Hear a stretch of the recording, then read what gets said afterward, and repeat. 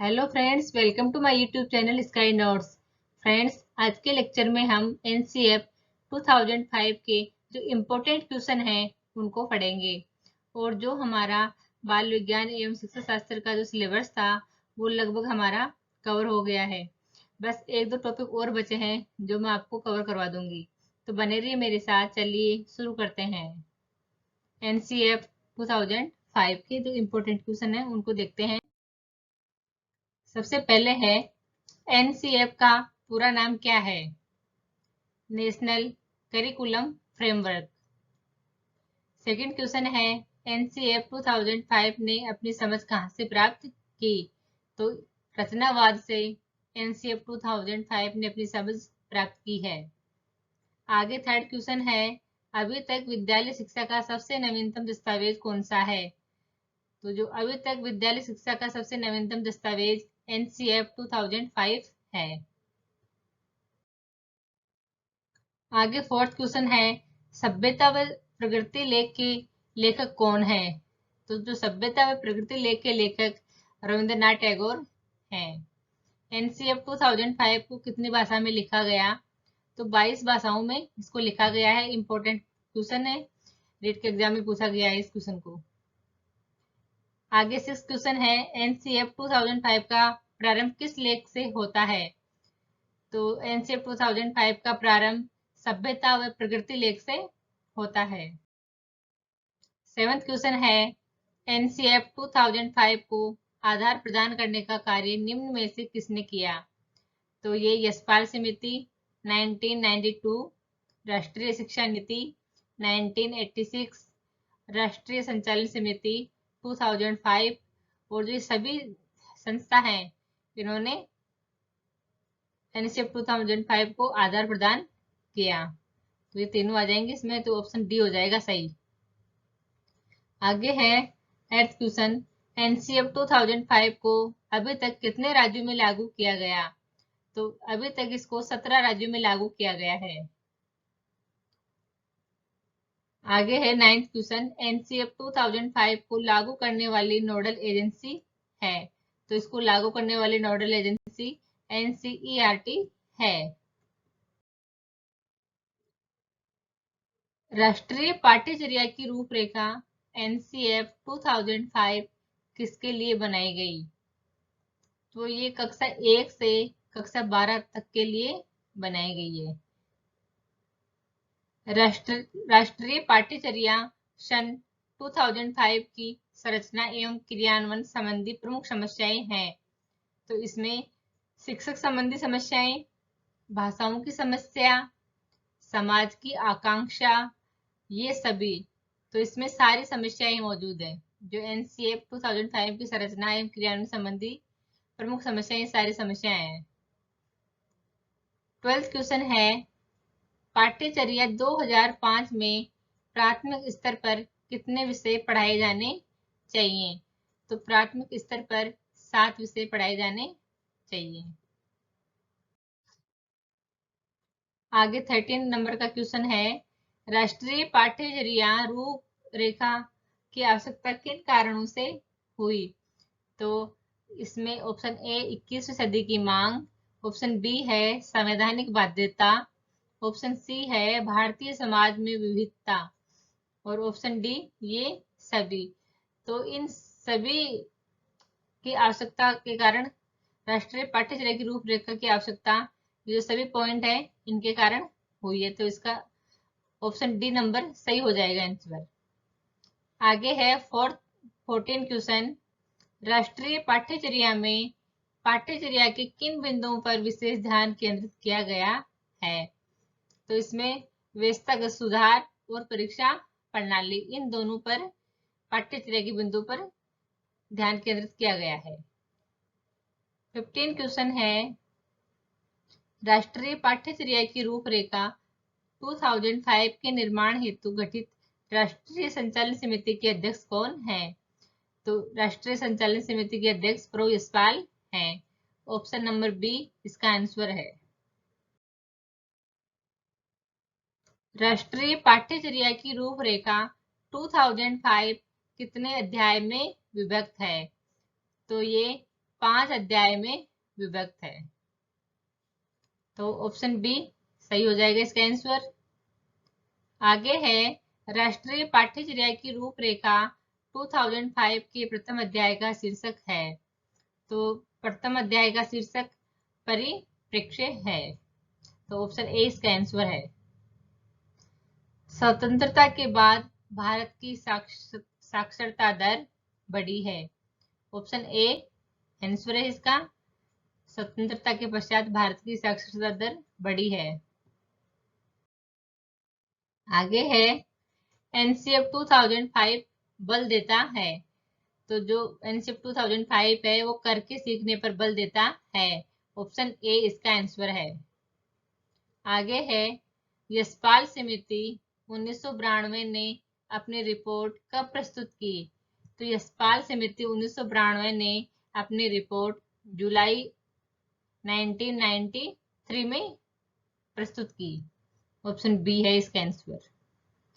आगे है 21 नंबर का क्वेश्चन है 2005 में बहुभाषा को एक साधन के रूप में समर्थन दिया गया क्योंकि यह एक तरीका है जिसमें प्रत्येक बालक सुरक्षित महसूस करे। भाषागत पृष्ठभूमि के कारण कोई भी बालक पीछे न छूट जाए। यह बालक को अपने पर विश्वास के लिए प्रोत्साहन देगा। ये सभी तो बहुभाषा को एक साधन के रूप में समर्थन देने के लिए ये सभी बिंदु होना आवश्यक है। तो इसका ऑप्शन डी हो जाएगा आंसर।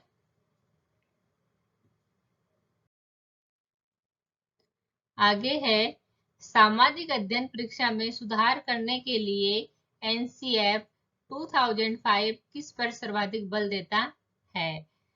तो सामाजिक अध्ययन परीक्षा में सुधार करने के लिए एनसीएफ 2005 सतत व समग्र मूल्यांकन पर सर्वाधिक बल देता है। आगे है एनसीएफ 2005 में निम्न में से किस उद्देश्य का वर्णन नहीं किया गया। तो जो एनसीएफ 2005 है उसमें पाठ्यक्रम का क्षेत्र, विद्यालय की अवस्था व आकलन का वर्णन नहीं किया गया। ऑप्शन सी इसका आंसर है। क्वेश्चन नंबर 24 है एनसीएफ 2005 में अध्यापक विद्यार्थी अनुपात क्या निर्धारित किया गया है। तो इसमें अध्यापक विद्यार्थी अनुपात 1:30 निर्धारित किया गया है। एनसीएफ 2005 के अनुसार अध्यापक की भूमिका क्या है। तो अध्यापक की भूमिका उत्प्रेरक व सुविधा है। ऑप्शन नंबर सी इसका आंसर है।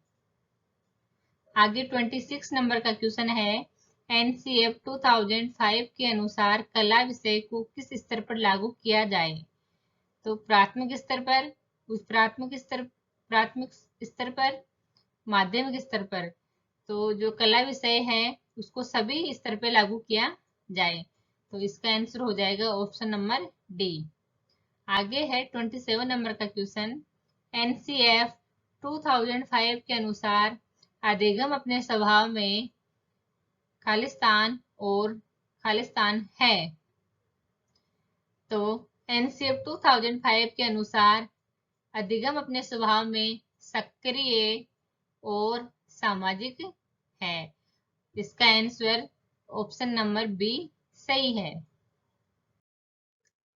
आगे है 28 नंबर क्वेश्चन एनसीएफ 2005 में भाषा के संबंध में सही कथन का चयन कीजिए। प्राथमिक शिक्षा मातृभाषा में दी जानी चाहिए। द्विभाषी और बहुभाषी क्षमताएं बालक के संज्ञानात्मक विकास को बढ़ाती हैं। बहुभाषी कक्षा को अध्यापक एक संसाधन के रूप में देखता है। उक्त सभी तो भाषा के संबंध में ये सारे कथन सही हैं एनसीएफ 2005 के अकॉर्डिंग। तो इसका आंसर हो जाएगा ऑप्शन नंबर डी।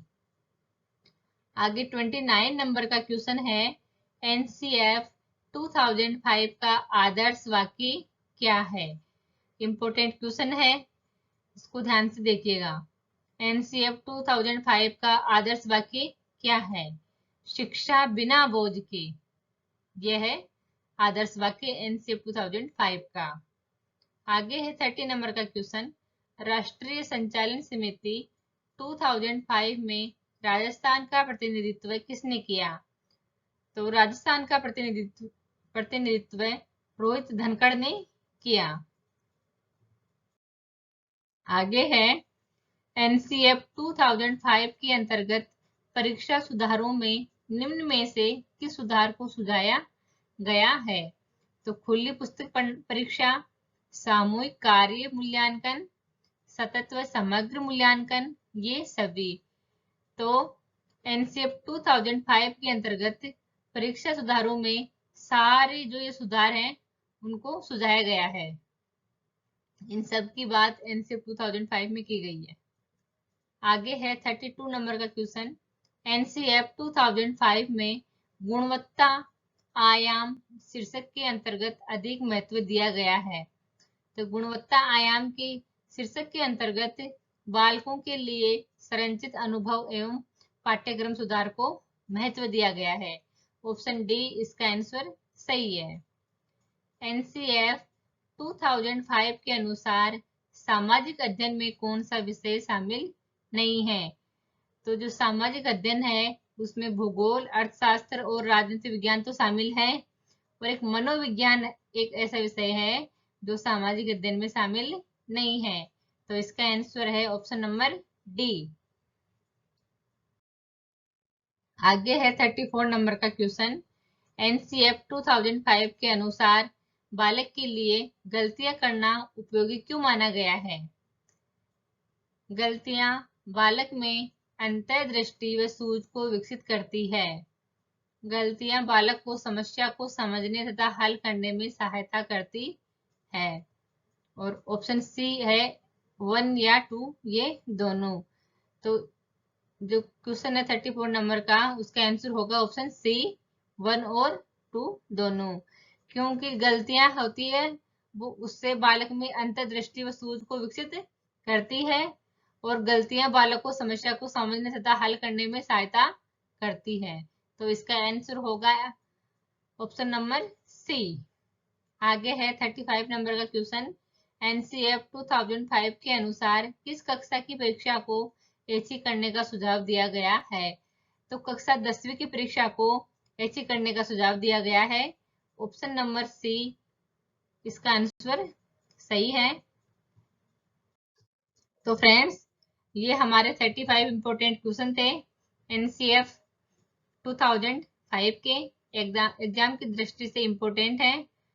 तो आई होप आज का वीडियो आपको कैसा लगा। अगर आज का वीडियो आपको पसंद आए तो वीडियो को लाइक कीजिए, चैनल को सब्सक्राइब कीजिए, और मिलते हैं अगले लेक्चर में एक नए टॉपिक के साथ में। Thank you.